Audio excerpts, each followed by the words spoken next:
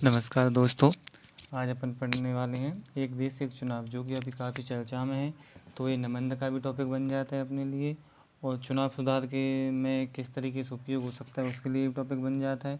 यानी कि जी अभी महत्वपूर्ण टॉपिक है अपना करंट के लिए, क्योंकि पीएससी में क्या रखा है कि समसामयिक मुद्दे, एक लाइन है उसमें, तो उससे संबंधित है जी। ठीक है, तो इसको मैंने ये पूरे डायमेंशन में कवर किया है। देखिए आप, एक देश एक चुनाव, इसको मैंने चर्चा में क्यों है, मांग या इतिहास क्या थी, इसका लाभ क्या है और ये हानियाँ क्या हैं, और इस समिति के सदस्य कौन कौन थे। यानी कि मैंने इसको मतलब की पॉइंट में तैयार किया है। तो आप इसको एक बार देखिए, और आप इसको अच्छे से यूज भी करके निबंध भी लिख सकते हो और अच्छे क्वेश्चन बना सकते हो, जैसा भी आएगा। ठीक है, तो अपन स्टार्ट करते हैं। तो समझते हैं, एक देश एक चुनाव। मतलब एक देश एक चुनाव से अर्थ क्या है कि देश में विधानसभा लोकसभा चुनाव के साथ होना, एक साथ होना सॉरी, या अर्थात एक ही तारीख को संपन्न होना। इसका मतलब है कि देश में जो भी चुनाव होंगे ना, विधानसभा के चुनाव हो या स्टेट में चुनाव हो या केंद्र में चुनाव हो, जो भी हो ना, तो वो एक साथ एक तारीख को हो जाएंगे। ठीक है, अब इसमें है चर्चा में क्यों था रहा है, अब इसमें चर्चा में क्यों रहा। अब देखिए, इसमें अपन चर्चा में देखते हैं कि इसमें चर्चा में क्यों रहा, क्योंकि ये है पूर्व राष्ट्रपति रामनाथ कोविंद की अध्यक्षता में गठित 8 सदस्यीय समिति सितंबर 2023 में गठित हुई थी कि अनुशंसा केंद्रीय मंत्रिमंडल ने एक देश एक चुनाव के प्रस्ताव को मंजूरी दी है।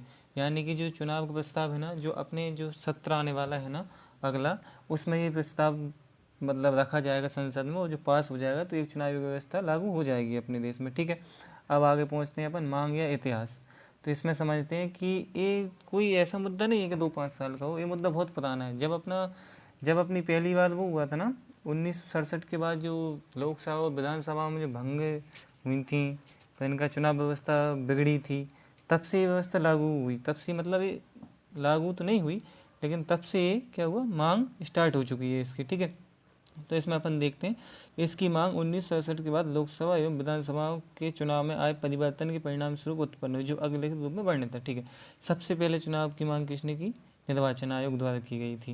निर्वाचन आयोग ने कैसे की मांग कि भाई वो परेशान, सबसे ज़्यादा वही परेशान हो रहा था, क्योंकि सबसे पहली बार उस पर ऐसा भी था कि यार हर 2 साल में, हर 1 साल में, कुछ तो 6 महीने में यार चुनाव हो रहे हैं, क्या करें अब इसका, वो परेशान हो गया। ठीक है, उसने मांग की।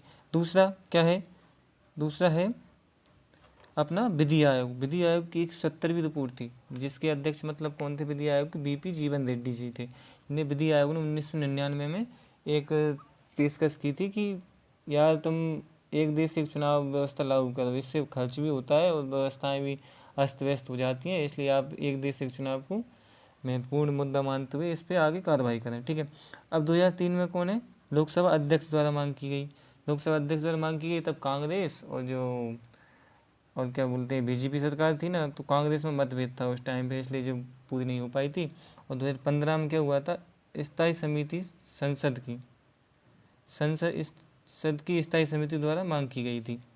यानी कि जो बहुत सारी स्थायी अस्थायी समिति बनती है ना, तो इसमें क्या था, विधि समिति होती है एक, जो स्थायी समिति होती है संसद की, उसने 2015 में मांग की थी कि एक देश एक चुनाव को लागू किया जाए, जो कि अच्छा रहेगा देश के नीतिगत रूप से भी, लोकतांत्रिक रूप से भी, और मतलब लागत के रूप से भी अच्छा रहेगा। ठीक है, अब 2017 नीति आयोग। तो नीति आयोग क्या बोलता है कि जो अभी वर्तमान में नीति आयोग है ना, ये सबसे बड़ी संस्था है मतलब नीति निर्माण के कार्य में। ये क्या करती है, ये अपनी संघात्मक रूप से, ये संघात्मक है सहकारी संघात्मक रूप से क्या करती है, नीति निर्माण करती है। तो इसने अपनी अनुशंसा व्यक्त की कि एक देश एक चुनाव की व्यवस्था लागू करना चाहिए, जो कि वर्तमान परिप्रेक्ष्य में आवश्यक भी है, क्योंकि इससे सरकारें चुनावी एजेंडे से बाहर आएंगी और जो अपने कल्याणकारी कार्य है ना उसको पूरा करेंगे। ठीक है, अब आगे आते हैं अपन, क्या है आगे, क्या है इसमें आगे है 2018 विधि आयोग का ड्राफ्ट में बढ़ना। यानी कि विधि आयोग ने एक ड्राफ्ट बनाया था, तो उसमें क्या किया था, उसने किया था कैसे, मतलब जो एक देश एक चुनाव प्रक्रिया है ना, इसको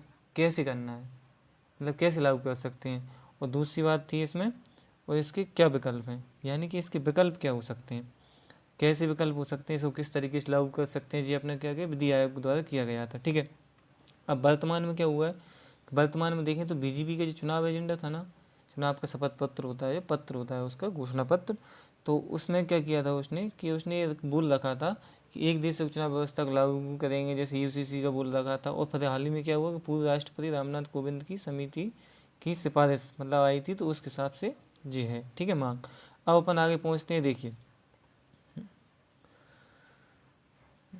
अब देखिए आगे पहुँचते हैं अपन, क्या है लाभ, आगे क्या है लाभ।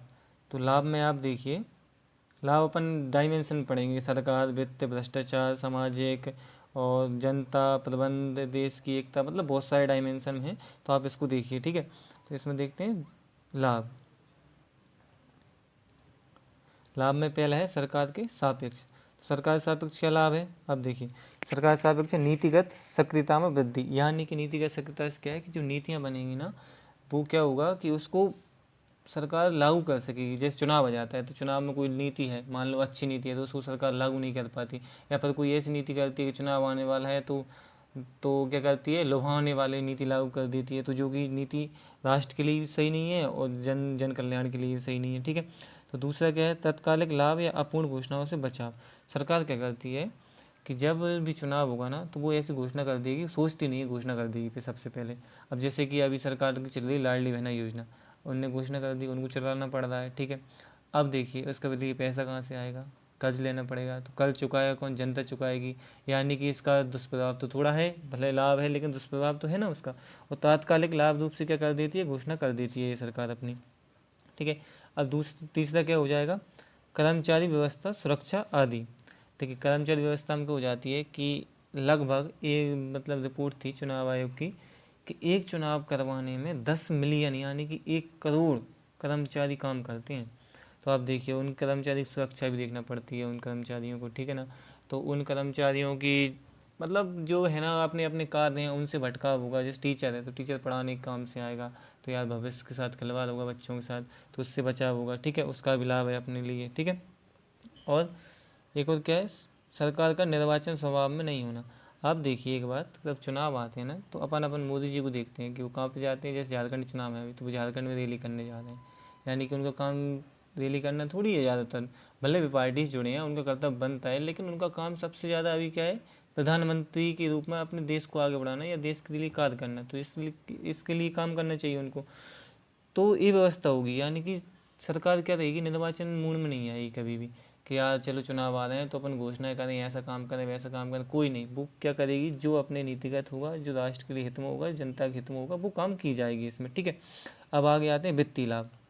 तो देखिए वित्तीय लाभ में 2 तरीके के लाभ हो सकते हैं कि पहला लाभ है इसमें सरकार, तो यानी कि सरकार का राजस्व है ना, इसमें बहुत रुपये खर्च होता है यार, सरकार के राजस्व में कमी आएगी, मतलब राजस्व घाटे में कमी आएगी। तो राजस्व में क्या हो जाता है कि जो व्यय हो रहा है ना, वो व्यय कम हो जाएगा। अब दूसरा क्या है, प्रतिनिधि के साथ आप देखिए जो प्रतिनिधि खड़ा होता है उसके पैसे कुछ खर्च होते हैं ना। जैसे अभी 78 करोड़, शायद 78 या 75 करोड़ रुपए है ना, वो चुनाव आयोग ने क्या किया है कि इतने तुम खर्च कर सकते हो, ठीक है। तो अब आगे आते हैं भ्रष्टाचार में कमी। आप देखिए भ्रष्टाचार में कमी कैसे हुई कि सरकार क्या करती है, पैसा जुटाती है अपनी लिए, पार्टी के लिए, कि यार पार्टी के लिए पैसा जुटाना पड़ेगा, तो वो जुटाएगी कैसे, फंड से। तो फंड कौन देगा, व्यापारी लोग। व्यापारी क्या करेंगे, अपने हिसाब से नीतियाँ बनवाएंगे, तो नीतियाँ बनवाएंगे तो नुकसान किसको, जनता को होगा। अब दूसरा उनके माइंड में क्या चलता है चुनाव प्रतिनिधि के, कि यार पैसा चाहिए, अगला चुनाव आने वाला है, पैसा चाहिए, पैसा के बिना कैसे काम चलेगा। तो उनके माइंड में क्या चलता रहता है, पैसा चलता रहता है चुनाव के लिए, ठीक है। तो उससे बचाव हो जाएगा, उससे भ्रष्टाचार कम हो जाएगा, ठीक है। अब एक बात और आती है, देखिए यहाँ पे एक मैं आपको बात बताऊँ, सामाजिक समस्याएं। तो सामाजिक समस्याएं आप देखिए कि जब भी चुनाव होगा तब आपको जातिवाद पे भाषण मिलेंगे कुछ नेताओं के। सांप्रदायिकता, जी गलत तो लिखा हो गया, इसको थोड़ा देख लीजिए आप, सांप्रदायिकता।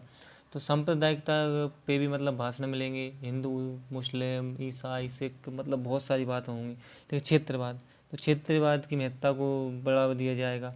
भाषावाद की महत्ता को बढ़ावा दिया जाएगा, जैसे कुकी समुदाय है ना, मतलब ऐसी प्रजातिवाद के लिए आदि समस्याएं अपन कब देखने मिलती हैं, जब चुनाव होता है।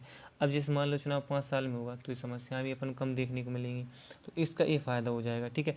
अब इसी पे देखो एक शायर है ना अपने राहत इंदौरी साहब, तो वो वास्तव में इस बात से कहते हैं, उनका एक मतलब शायरी है, शेर है उनका, तो आप इसको देखिए तो कितना अच्छा है कि सरहद पर तनाव है क्या, ज़्यादा पता करो देश में चुनाव है क्या। यानी कि वो शायरी के द्वारा बोल रहे हैं कि भाई सरहद पर जब भी तनाव होता है ना, हिंदुस्तान, पाकिस्तान, चीन, अमेरिका, जो भी है ना, तो ये चलेगा ना, तो क्या होता है चुनाव के टाइम पे सबसे ज़्यादा होता है।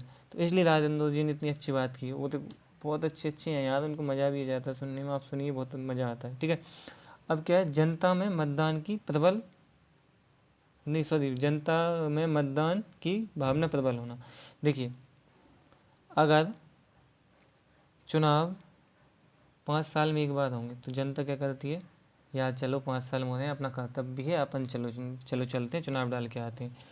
और अब मान लो कि 6 महीने में 1 साल में चुनाव होते हैं, तो यार जनता बोर हो जाती है, नहीं हो जाती। अपन जैसे बाहर खाने जाते हैं यार कि चलो आज तो आलू बड़ा खाएंगे, तो डेली डेली आलू बड़ा देना अपन को तो अच्छा नहीं लगता यार, चलो थोड़ा चेंज करके खाएंगे, तो वो भावना अलग अलग हो जाती है। ठीक है ना, तो इसमें जो भावना को प्रबलता देती है, यानी कि अपना मतदान व्यवहार भी समझ में आता है। ठीक है, अब आगे क्या है लाभ, कि प्रबंध की समस्या का समाधान होना, यानी कि प्रबंधन की समस्या होती है ना, जो जैसे ईवीएम प्रबंधन हो जाएगा, सुरक्षा का प्रबंधन हो जाएगा, और जो नागरिक प्रबंधन हो जाएगा, आपराधिक गतिविधियाँ प्रबंधन हो जाएगा, और जी क्या बोलते हैं कर्मचारी प्रबंधन हो जाएगा।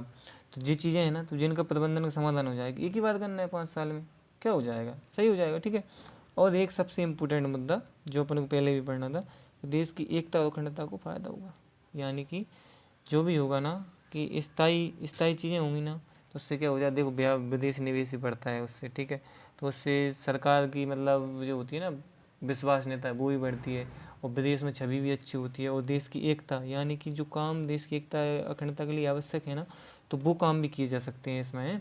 तो वो इसके द्वारा देश की एकता अखंडता के फायदा हुआ। ठीक है, ये अपने क्या हुआ, ये अपने हो गए लाभ। तो लाभ हुए ना जी अपने। अब लाभ को देख के अब देखते हैं अपन हानियाँ। ठीक है, अब हानियाँ भी बांट के रखी हैं, तो हानियों में क्या है, हानियों में मैंने चिंताएं भी शामिल कर रखी हैं, तो इनको आप देखिए थोड़ा। ठीक है, अब इसमें क्या है, चिंताएं, चिंताएं या हानियाँ। ठीक है, चिंताएं हानियाँ में क्या हो जाएगा अपना, सबसे पहले संघात्मक चिंता। संज्ञात्मक चिंता से मतलब है कि जो संघ का स्वरूप बना रखा है अपने संविधान में, उसमें क्या क्या चिंता है। देखिए, उसमें सबसे पहले चिंता हो जाएगी कि क्षेत्रीय मुद्दा राष्ट्रीय मुद्दे से नीचे होना है, यानी कि क्षेत्रीय मुद्दे हैं ना, छोटे छोटे मुद्दे जो राष्ट्र के बड़े बड़े मुद्दे हैं उससे नीचे हो जाएगा। कोई भी मतलब आएगा चुनाव प्रतिनिधि, वो राष्ट्र के मुद्दे पे लेके चुनाव जीत जाएगा, और क्षेत्रीय मुद्दे हैं ना, तो वो गौण हो जाएंगे, नगण्य हो जाएंगे। इस हिसाब से इसका एक हानि देखने को मिल रही है, इसका विरोध भी हो रहा है, इस बात पर चिंता भी है। ठीक है, और इसका एक और है क्षेत्रीय दलों का अस्तित्व खतरे में होना। अब देखिए भाई, जो क्षेत्रीय दल हैं, जैसे मान ली समाजवादी पार्टी है, वो क्षेत्रीय दल है, सॉरी क्षेत्रीय राज्य की दल है। जैसे गोंडवाना पार्टी है मध्य प्रदेश की, वो क्षेत्रीय दल है, क्षेत्रीय राज्य की मान के चलिए कोई सी एक ही है। तो उसमें क्या हो जाएगा कि उनकी मांग है ना, उनका एजेंडा है ना, तो यार वो काम नहीं करेगा। तो क्या करेगा कि यार जैसे मान लो कि मैं वोट देने जा रहा हूँ ना, तो मैंने बीजेपी को दबा दिया वोट, या कोई अन्य पार्टी को दबा दिया, तो मैं सोचूंगा यार इसको एक और दे दूँ, और क्या जा रहा है। इस भावना से क्या हो जाएगा कि बड़ी पार्टी है ना उनको फ़ायदा पड़ जाएगा, और क्षेत्रीय पार्टी है ना उनका महत्व कम हो जाएगा। ठीक है, अस्तित्व खतरे में आ जाएगा। ठीक है, अब एक और इम्पोर्टेंट है, एक नेता के महत्व का वर्णन या महत्व बढ़ना, ये वर्णन लिखा हो गया, बढ़ना था यहाँ पे, महत्व का बढ़ना, और परिणाम स्वरूप राष्ट्रपति शासन व्यवस्था की तरफ बढ़ना। देखिए, अगर एक नेता का महत्व बढ़ेगा ना, तो क्या होगा, उससे राष्ट्रपति शासन की तरफ बढ़ेंगे। जैसे कि मान ली अमेरिका में क्या होता है कि एक नेता का महत्व होता है, जिस राष्ट्रपति होता है ना, वो महत्वपूर्ण नेता होता है, तो उसी का महत्व होता है, उसी की व्यवस्था पे चलते हैं, तो राष्ट्रपति शासन व्यवस्था की तरफ बढ़ेंगे अपन अपन संसदीय शासन व्यवस्था में नहीं रहेंगे। इसलिए जी संघात्मक चिंता के सापेक्ष है। ठीक है, अब आगे आते हैं 2 नंबर पे। 2 नंबर में क्या है, देखिए 2 नंबर में है संसाधन समस्या, यानी कि संसाधनों की समस्या होती है भाई। अगर एक देश से चुनाव नहीं हुआ ना, संसाधन की समस्या हो जाएगी। ईवीएम की व्यवस्था कैसे करेंगे अपन, नहीं कर सकते ना, इतनी ज़्यादा ईवीएम खर्च होती हैं, मतलब एक साथ कैसे लगाएंगे। तो इसका सोल्यूशन एक ये भी हो सकता है कि भाई क्षेत्र के रूप से कर दीजिए ना, कि देखिए एमपी में एक दिन कर दीजिए, तो एमपी में एक दिन में हो जाएगा विधानसभा, और लोकसभा का हो जाएगा एक दिन में। तो इससे ये व्यवस्था का समाधान हो सकता है। लेकिन जी हैं कुछ गौण हैं, कुछ अच्छे हैं, सही भी हैं, जैसे प्रतिनिधित्व का उत्तरदायित्व कम होना। अब ये देखिए, ये बात अपन नहीं बोल रहे अपने मन से, ये बात कौन बोल रहा है, ये बात बोल रहे हैं एम बाय कुरैशी जी, जो कि क्या थे, निर्वाचन आयोग रह चुके हैं पूर्व। तो इनने क्या बोला है, प्रतिनिधित्व का कम होना, उत्तरदायित्व कम होना। तो इनने क्या बोला है कि जो चुनाव प्रतिनिधि होता है ना, तो अगर 6 से एक एक साल में चुनाव होते हैं तो ये क्या करता है कि जनता को दिखता रहता है, दिखेगा तो क्या हुआ, इसका उत्तरदायित्व बढ़ेगा कि यार मुझे ये काम करना है, जनता पूछने ले।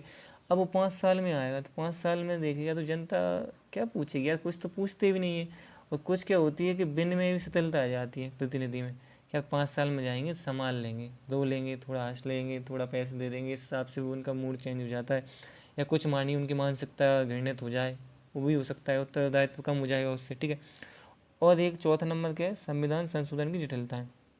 भाई अगर तुम चुनाव, एक देश एक चुनाव लागू करना चाहते हो तो आपको संविधान संशोधन करना पड़ेगा। जैसे अनुच्छेद 85, इसमें क्या कहा गया है कि लोकसभा का मतलब शपथ ग्रहण होगा ना, जब भी जो सत्र चालू होगा ना, उससे 5 साल तक इसका कार्यकाल रहेगा, ठीक है। अब ऐसा ही है ना, विधानसभा में भी कहा गया है। अब देखिए कुछ विधानसभा अभी चल रही हैं, कुछ का अभी चुनाव है, कुछ का 2 साल हो चुके हैं, तो उनमें संशोधन तो करना पड़ेगा ना एक बराबर लाने के लिए, ठीक है, एक हो जाएगा। अब एक चुनौती है हानि क्या है, क्या विपक्ष का एक मत ना होना। विपक्ष नहीं चाहता यार कि एक एक राष्ट्र एक चुनाव हो। विपक्ष क्या बोल रहा है एक तरीके से कि भाई तुम एक काम करिए कि एक राष्ट्र दो चुनाव, यानी 2 बार चुनाव हो। एक तरीके से सही भी है, लेकिन विपक्ष को भी थोड़ा सोचना चाहिए कि यार देखो, अगर एक राष्ट्र एक चुनाव होगा ना तो अपन विकसित भारत की तरफ बढ़ सकते हैं, ठीक है। अब आगे आते हैं अपन, आगे क्या हो जाएगा अपना, एक देश एक चुनाव समिति के सदस्य। देखिए अभी जो चुनाव समिति बनी है ना, उसके सदस्य कौन कौन है, 8 सदस्यीय समिति है, ठीक है। सबसे पहले 8 सदस्यीय समिति है जी, अपनी प्री में ही पूछ सकते हैं और कोई एग्जाम होगा उसमें भी पूछ सकता है, ठीक है। तो सदस्य पूछ सकते हैं, और पीएससी तो इस सवालों में मतलब पूछने में, प्रश्न पूछने में बहुत माहिर भी है। तो आप देखिए पहले कौन है, अध्यक्ष साहब हैं अपने रामनाथ कोविंद जी, पूर्व राष्ट्रपति हैं। दूसरे अमित शाह जी हैं जो वर्तमान गृह मंत्री हैं।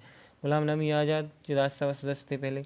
एन के सिंह जी के हैं, पूर्व वित्त आयोग अध्यक्ष हैं। हरीश साल्वे पूर्व अधिवक्ता हैं। संजय कोठारी पूर्व केंद्रीय सतर्कता आयुक्त हैं। सुभाष बी कश्यप जी महासचिव हैं, ठीक है, ये महासचिव हैं। और एक हैं अधीर रंजन चौधरी जो कि पहले विपक्ष के नेता थे, जो अब विपक्ष की तरफ से इसमें जुड़े गए हैं, ठीक है।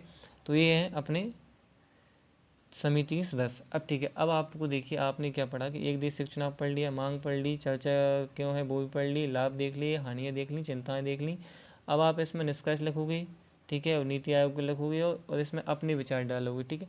तो ये मैंने आपको की पॉइंट में बता दिया है, तो आप इसको पढ़िए, देखिए, समझिए, और प्लीज़ चैनल को लाइक सब्सक्राइब भी करिए थोड़ा। और जो आपको नहीं आ रहा हो, जो आपको वीडियोस मतलब कोई टॉपिक कठिन लग रहा हो तो आप उसको बताइए, मैं उसकी कोशिश करूँगा कि आपको समझा सकूँ, ठीक है। Thank you.